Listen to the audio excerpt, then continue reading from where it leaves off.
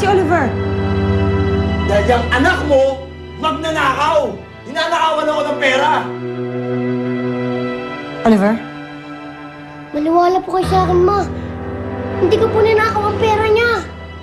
Sinungaling ka! O sana, anong klaseng tao ba yung anak mo? Magnanakaw na, sinungaling pa!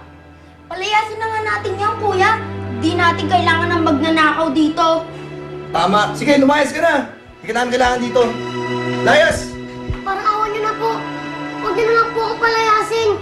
Ayoko po maiwalay si mama ko. Parang awan niyo na po. Hindi, layas! Hindi ko kailangan ng Sige na magnanakaw po. sa kamamahay ko. Parang awan na po. Ruben, sandali. Bigyan mo siya isa pa pagkakataon.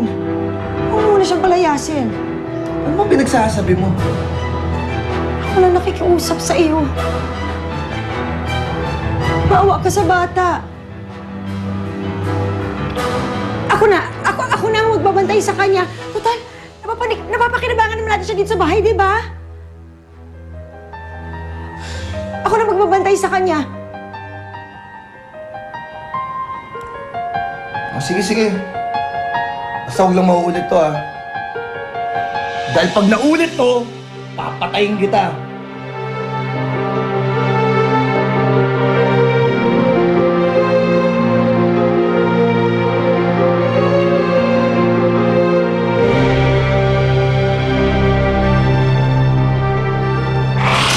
Bumalik na ang lahat ng aking lakas. Panahon na para makasama ko muli ang mga batang panday. Espada ng panday! Dalhin mo sa akin ang mga batang panday! Honey, ikaw ba yan? Ate Fatima! Kayo po ba nagpatawag sa amin? Hindi siya, kundi ako. Sino ho kayo? Ako si Oris. Oswaldo, sandali! Oswaldo, bakit ba hindi mo ko hinihintay? At saka hindi mo ko kinakausap? Hindi kami basta-basta magpapaloko sa'yo. Isang paraan lang para maniwala kayo sa akin. Ito ang mundo ng mistiko. Ito ang templo naming mga eskrimador. Siya nga talaga si Kuya Orlo. Habang hindi pa natatapos ang misyon ko, nandito lang ako para sa inyo. Yeah!